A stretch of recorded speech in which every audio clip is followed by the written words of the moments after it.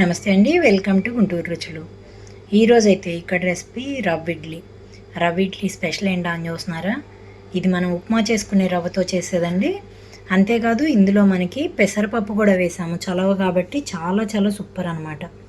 చూసారా, పెసరపప్పు తగులుతూ పంట కింద సూపర్గా ఉంటుంది. మరి ఒక్కసారి అయితే ఈ విధంగా ట్రై చేసి చూడండి. సమ్మర్లో చాలా చలవ చేస్తుంది ఇటువంటి ఇడ్లీ అయితే. చక్కగా ఈవినింగ్ స్నాక్గాను ప్రిపేర్ చేసుకోవచ్చు. అంతేకాదు మార్నింగ్ బ్రేక్ఫాస్ట్గాను బాగుంటుంది. ఈవినింగ్ డిన్నర్గా లైట్ ఫుడ్ తీసుకునే వాళ్ళకి సూపర్ అనమాట. ఈరోజైతే ఇక్కడ రెసిపీ రవ్వతో ఇడ్లీ. రవ్వ ఇడ్లీ కోసం తీసుకుంటున్నాను. ఇక్కడ రవ్వ ఇడ్లీ కోసం తీసుకునే వాటిల్లో నేను తీసుకున్న ఇవైతే బొంబాయి రవ్వ 1 కప్పు, పెసరపప్పు 1 పావు కప్పు వరకు నానబెట్టుకున్నాను, పెరుగు 1 కప్పు, అలాగే జీడిపప్పు సన్నగా ముక్కలు, అలాగే పెద్దగా ఉన్న బద్దలు ఒక 5-6 తీసుకున్నాను. దీంతోపాటుగా 1 టేబుల్ స్పూన్ వరకు నెయ్యి, దీంతోపాటుగా అల్లం, పచ్చిమిర్చి, కొంచెం కొత్తిమీర. మరి ముందుగా వీటిని అయితే చిన్న ముక్కలుగా కట్ చేసుకుంటున్నాను. బాగా సన్నగా తరుక్కోవాలి ఇక్కడ అల్లం, పచ్చిమిర్చి కూడా. పంట కింద పడినా కూడా అల్లమేనా అని తెలియనంతగా కట్ చేసుకోవాలి ఇక్కడ అంతా సన్నగా. చూసారు కదా,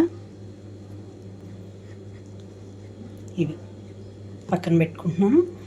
ఇలాగే పచ్చిమిరపకాయ కూడా సన్నగా తరిగి పెట్టుకోవాలి. పచ్చిమిరపకాయలన్నీ ఇలా సన్నగా తరిగి పెట్టుకున్నాను. అలాగే ఇప్పుడు కొత్తిమీర కూడా.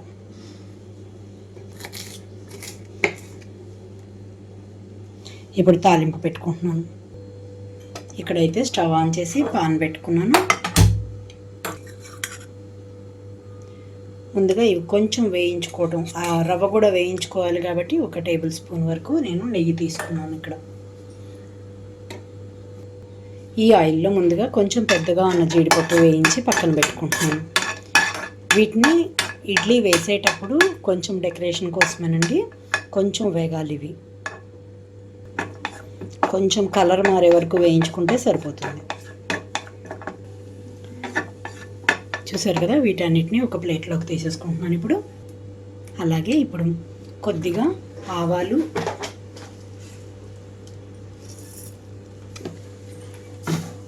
అలాగే జీడిపప్పు ముక్కలు, ఇవి రెండు కొంచెం వేగాలి. ఆవాలన్నీ చిటపటం అనే వరకు వేగాలి ఇక్కడ.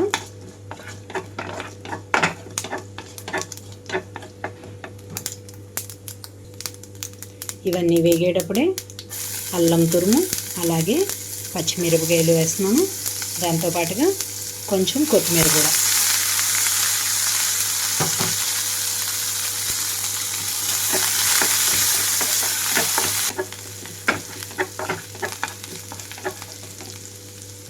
ఒక చిటికెడు పసుపు కూడా వేసేసుకుంటున్నాను ఇందులో.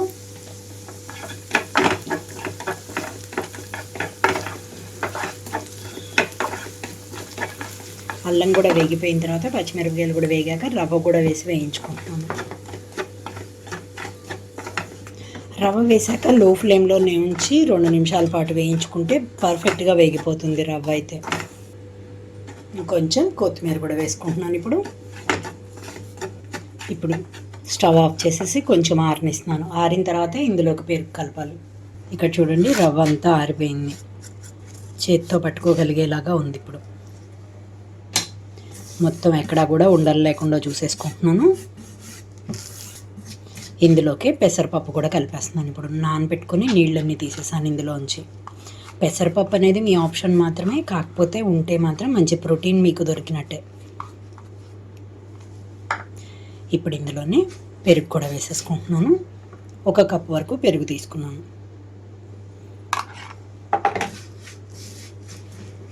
ఇప్పుడు రుచికి తగినట్లుగా సాల్ట్ కూడా వేసుకుంటున్నాను ఇందులో. దీంట్లోకి అయితే చట్నీగా నేనైతే పుట్నాలు, కొబ్బరి పచ్చడి చేసుకుంటున్నానండి. ఇలా కలిపెట్టిన తర్వాత కావాల్సినంత వాటర్ కూడా వేసి కలుపుకుంటున్నాను. పెరుగు కప్పులోకి వాటర్ వేసుకుంటున్నాను. కొంచెం కొంచెంగా వేసుకుంటూ కావాల్సినట్లుగా ఇడ్లీ బ్యాటర్ మనం కలుపుకుంటాం కదా, అలా కలుపుకోవాలి. చూసారు కదా, ఇలా కొంచెం సేపు అయితే మూత పెట్టేసి ఉంచుతున్నాను. 10 నిమిషాల పాటు. రవ్వ అంతా కొంచెం నానుతుంది కాబట్టి. ఇక్కడైతే మూత తీస్తున్నానండి నేను 10 నిమిషాల తర్వాత. చూడండి, వాటర్ అంతా వేసాను కదా, గట్టిపడిపోయింది. పిండి మనకి రవ్వ అయితే పీల్చుకుంటుంది కాబట్టి ఇందులోకి నేను ఒక చిటికెడు వరకు సోడా ఉప్పు, వంట సోడా ఉంటుంది కదా, అది వేస్తున్నాను. ఇందులోకి కొంచెం కొంచెంగా వాటర్ కలుపుతూ పిండి మనకి మళ్ళీ ఇడ్లీ పిండిలాగా కలుపుకుంటున్నాను. మనం సోడా ఉప్పు వేసాం కాబట్టి బాగా కలుపుకోవాలి. ఇక్కడ బాగా కలుపుకున్న తర్వాత మీకు విస్కర్ ఉంటే విస్కర్తో అయినా కూడా కలుపుకోవచ్చు. ఇప్పుడు నేను ఇడ్లీ ప్లేట్ తీసుకుంటున్నాను. ఇడ్లీ ప్లేట్ తీసుకొని ఇందులోకి కొంచెంగా నెయ్యి అప్లై చేసుకుంటున్నాను ఈ గుంటల్లోకి. ఇందాక నేను వేయించి పెట్టుకున్న జీడిపప్పు అయితే ఉన్నాయి కదా, వాటిని అయితే ఇలా పెట్టుకుంటున్నాను. ఈ బద్దగా ఉన్నది పైకి వచ్చేలాగా పెట్టుకుంటున్నాను. చూసారు కదా, ఒక్కొక్క ప్లేట్లోకి 1-2 వరకు పెట్టుకున్నాను. ఈ పిండిని ఇందులో వేస్తున్నాను.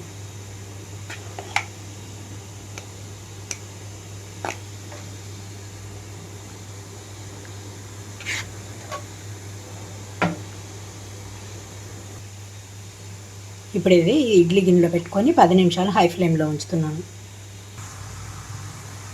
ఆల్రెడీ 1 గ్లాస్ వరకు వాటర్ వేసి మూత పెట్టి ఉంచాను హై ఫ్లేమ్లో ఉంచి. ఇప్పుడు ఈ ఇడ్లీ ప్లేట్ని ఇందులోకి పెట్టేస్తున్నాను.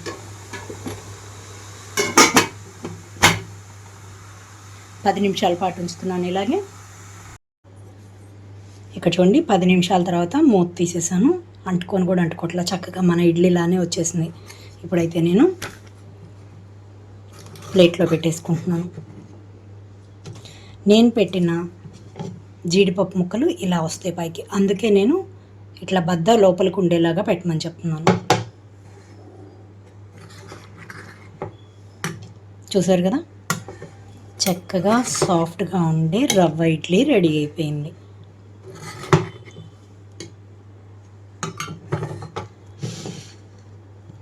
చూడండి,